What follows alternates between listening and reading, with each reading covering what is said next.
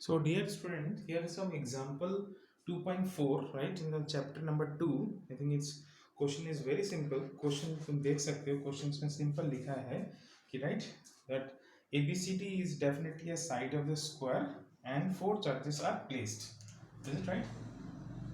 Four charges are placed and it is showing to you that कि ये तुम्हारा जो स्क्वायर है, स्क्वायर के फोर साइड्स में तुमने क्या क्या रखा है यहाँ पे plus Q and here it is minus Q and you can see it is plus q and here it is once again minus q and this is the center point. Is it right? So now find the first question is find the work done to required to put together in this arrangement. Is it right? तो तुम गौर से देखो यहाँ पे जब four charges को जब मैं फोर कॉर्नर्स में प्लेस करूंगा राइट और उसका साइड दिया हुआ है तुम्हारा D I think this side will be also D so what is the total work done is it clear तो keep it in mind whether मैं इस चार्जेस को क्लोज में मतलब एक एक करके यहाँ पे रखूं या फिर इसको अलग कर दूं एसोसिएटेड और dissociated work done will be same how to find out this तो एक काम करते हैं यहाँ पे है ना पहले मैं क्या करता हूँ suppose this is not there minus minus plus plus है ना तो मैं इसको मिटा देता हूँ फॉर द क्लियर फर्स्ट मैंने एक प्लस को रखा and we know that for work done I need the k and there are q1 and q2 by r ये है हमारा फॉर्मूला तो मेरे को दो चार्ज चाहिए टू चार्ज आई नहीं but there is only one no work done okay at the point a at the point b let me place one more charge minus q को रखा जैसे मैंने माइनस को रखा इन बिटवीन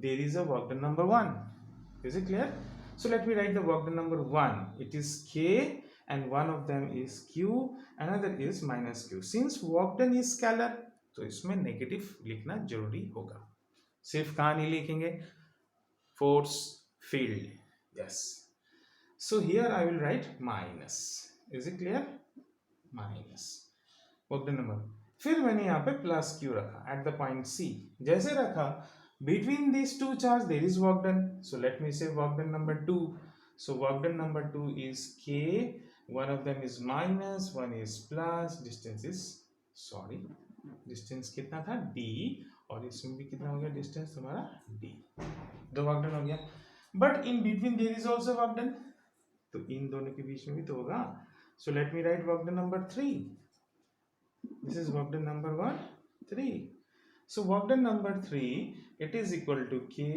minus q ये हो गया सॉरी यहाँ माइनस नहीं है दोनों प्लस है प्लस क्यू एंड डिस्टेंस इस क्या होगा if it is D D diagonal क्या होगा अगर साइड तुम्हारे ए होता है तो diagonal root two so you will write here root two D clear okay अब दूसरा चार्ज रखा I think here it is minus Q at the point D जैसे रखा तो again in between there is a work done so work done number what you write 4 because ये था तुम्हारा work done number 3 4 और इन दोनों के बीच में भी हो गया तुम्हारा वर्क डन नंबर 5 और फिर इनके बीच में भी हो गया वर्क डन नंबर 6 तो first let me right work done number 4 इस दोनों के बीच में तो k minus Q and plus Q by D work done number 5 it is k minus q and d work done number 6 minus minus plus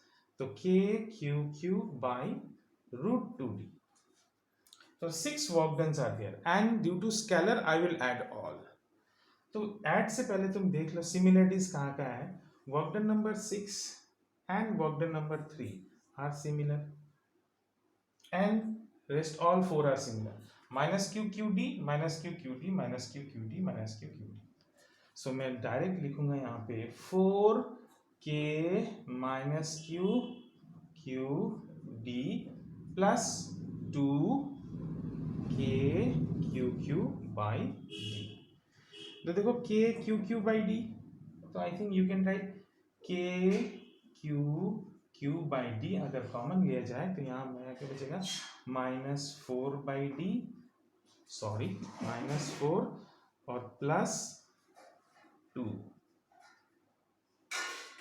because rest all r चला गया तुम्हारा common में है ना I think root two one of so my mistake यहाँ root two नहीं डाला मैंने 2 बाई रूट 2 है ना so in this way you can write the answer अब इसको तुम एलसीएम तो आराम से कर सकते हो इसमें Is it right?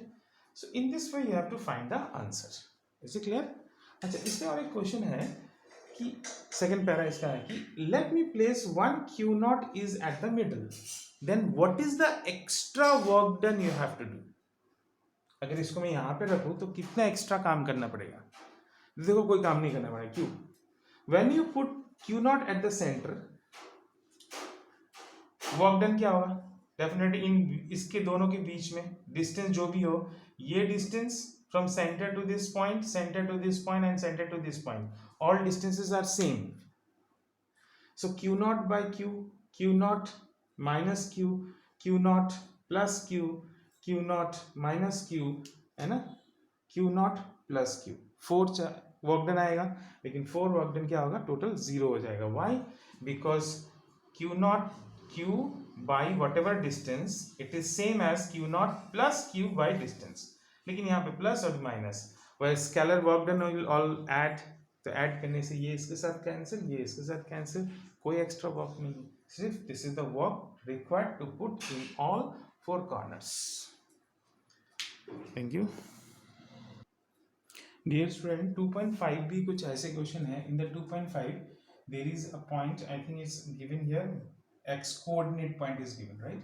तो कोऑर्डिनेट पॉइंट में देखो x में दिया हुआ है, तो मैं यहाँ पे करता हूँ ये 9 in x coordinate and y and z is 0. So let me take this is x axis और यहाँ पे -9, सॉरी -9. तो आई थिंक ये कोऑर्डिनेट सिस्टम तो समझ में आ गया इसमें, right? According to given at this plus में ये कितना है तुम्हारे पास? माइनस में 7 है. तो there is 7 microcoulomb and here it is minus, sorry, 7 microcoulomb and it is -2 microcoulomb charges are placed. ये यहाँ पे तुम्हारा इस तरह से रखा हुआ है. Is it right? तो फर्स्ट क्वेश्चन पूछ रहा है कि what is the potential energy. तो मैंने पहले भी बोला था potential energy formula and work done are both are same, है ना? तो पोटेंशियल एनर्जी कैसे निकालेंगे इसमें? के q1 q2, तो 7 micro -2 micro divided by distance, 9 कितना हो जाएगा? 18. Is it right? So it is given 18. I think it's given here centimetre, है ना? सेंटीमीटर में दिया हुआ है तुम्हारा, तो इसको मीटर में कर लो 10⁻². Is it right? आंसर देगा k का वैल्यू तुमको पता है 9 × 10⁹. Overall answer came here, it is 0.7. Minus है तो -0.7 जूल एनर्जी. ठीक है, ये तो आंसर समझ में आ गया. ठीक है, सेकंड क्वेश्चन बोल रहा है कि इनको what is the work done you need to make them in infinity. तो जब भी मूवमेंट आएगा, please student follow me that whenever there is a movement questions will come, then we'll write nothing, we'll write potential energy is what? Final minus what? Initial. My mistake. Clear? तो अभी ये हो गया total energy of initial, and final कहाँ जाना है? बोल रहा है कि इन्फिनाइट में ले जाना है. तो इन्फिनाइट में हमेशा क्या होगा? 0 होगा, बिकॉज डिस्टेंस हो जाएगा infinity. Anything by infinity is 0. Keep it in mind. तो फिर फाइनल कितना हो गया? 0. और ये हो गया तुम्हारे पास माइनस माइनस हो गया प्लस 0.7 जूल. तो टोटल 0.7 जूल की what potential एनर्जी जरूरत पड़ेगी. This is very simple. I think it is clear, right? Okay, thank you. Dear student, एक क्वेश्चन लेके आया मैंने कैपेसिटेंस कॉम्बिनेशंस का, राइट? सो व्हेनेवर इस तरह का कोई क्वेश्चन आएगा, राइट, तुम देख सकते हो बहुत ही सिंपल है. इसमें जब ये 5 आएगा तो हमको करना क्या है? ऑलवेज आइदर दिस और सम अदर कॉम्बिनेशन. जो समझ में नहीं आए तो हम लोग फर्स्ट क्या करते हैं, उसको अपने ओन अंडरस्टैंडिंग सर्किट में बनाते हैं. जैसे ये हमारे समझ में कुछ भी नहीं आ रहा है, तो मैं क्या करूँ? इसको अंडरस्टैंडिंग में बनाऊंगा. तो जब भी अंडरस्टैंडिंग में बनाना है, याद रखना फर्स्ट क्या करना है, हमको जो टर्मिनल है उसको पहले ले लेना है. ए और बी ले लिया. अब एक एक करके तुम सॉल्व करो. Suppose this is capacitor number 1. Capacitor number 1 का एक प्लेट एक टर्मिनल में गया या नहीं वो देखना है पहले. वन सेकेंड, कैपेसिटर 1 का फर्स्ट प्लेट ए टर्मिनल में चला गया, तो मैंने क्या किया? कैपेसिटर नंबर 1 को यहाँ बना दिया. जो इसका एक कोई भी एक प्लेट ए में गया. दूसरा प्लेट बी में जाने से पहले वो किसको क्रॉस कर रहा है? Suppose this is 2, this is 3, this is 4 and suppose this is 5। तो ये बी में जाने से पहले वो 4 को सीरीज में जा रहा है। देखो सीरीज है ना ये दूसरा प्लेट, तो वो सीरीज में चला गया किसके साथ? 4 के साथ, ये 1 नंबर, और वो बी में पहुंच गया। खत्म। इसके बाद अब मैं किसको लेता हूँ? सपोज 3 को लेता हूँ, वो करीब है, इसको लेते हैं। 3 का एक प्लेट बी में कनेक्टेड है, तो मैंने भी इसका एक प्लेट बी में कनेक्ट कर दिया नंबर 3 का। दूसरा प्लेट को तुमको दूसरे टर्मिनल में ले जाना है ऑलवेज, जैसे मैंने इसका भी लिया था। तो जैसे दूसरे टर्मिनल में ले जाओगे तो वो किसको क्रॉस करके जा रहा है? 5 को, सीरीज में जा रहा है। तो सीरीज में गया 5 के साथ, फिर वो पहुंच गया ए में। खत्म इसकी कहानी। अब बचा 2। अब देखो ये जो 2 है उसका एक प्लेट कहाँ पे कंबाइन है? 3 और 5 के साथ जो सीरीज में था, ऑलरेडी तुम ये ड्रॉ कर चुके हो, तो जो ड्रॉ कर चुके हो उसी में करना है। इसके बीच में बनाना है एक प्लेट, 3 और 5 के बीच में, मतलब यहाँ पे। तो यहाँ पे एक प्लेट मतलब ऐसे बनाना है। दूसरा प्लेट कहाँ बनाना है? 1 और 4 के सीरीज के बीच में, 1 और 4 के सीरीज के बीच में, लाइक दिस। ये बन गया तुम्हारा सर्किट। अब ये सर्किट बनने के बाद I think it's very difficult to analyse, ये तुम नहीं सॉल्व कर पाओगे। क्यों नहीं कर पाओगे? क्योंकि इसी को हम लोग बोलते हैं व्हाट, इसको बोलते हैं व्हीटस्टोन ब्रिज। ये नाम है तुम्हारा, मैं फिर से बताता हूँ, बाद में और फिर बताएंगे, लेकिन सिर्फ ध्यान इतना रखना है क्योंकि ये फिर से हम लोग यूज़ करेंगे चैप्टर 3 में। व्हीटस्टोन ब्रिज जब भी आएगा, व्हीटस्टोन ब्रिज कैसे डिसाइड करते हैं? ये हो गया ऊपर का 2, नीचे का 2 और बीच में एक कनेक्ट, इसको कहते हैं व्हीटस्टोन ब्रिज। बस ऐसा कोई भी रहेगा कनेक्शन, तुम इसको सॉल्व कभी नहीं कर पाओगे। तो इसमें कॉन्सेप्ट लगाना है। कॉन्सेप्ट ये है कि क्या कॉन्सेप्ट है कि इफ़ 1 2 कैपेसिटर नंबर 1 का रेशियो और कैपेसिटर नंबर 4 का रेशियो अगर इसके नीचे 5 है, तो C5/C3 अगर ये दोनों सेम हुआ, देन अगर ये हुआ, if it is happen, then क्या करेंगे? ये कौन सा नंबर था? 2। Then capacitor 2 is not working, काम नहीं करेगा। ठीक है, काम क्यों नहीं करेगा? क्योंकि इस टर्मिनल में और इस टर्मिनल में पोटेंशियल सेम हो जाएगा, V एट दिस 2 पॉइंट। जब सेम पोटेंशियल होता है तो चार्ज फ्लो नहीं करता। Charge always flow from higher potential to lower potential. इस केसेस में C2 इज नॉट वर्किंग। अगर C2 वर्क नहीं करेगा, ये कंडीशंस बन जाएगा।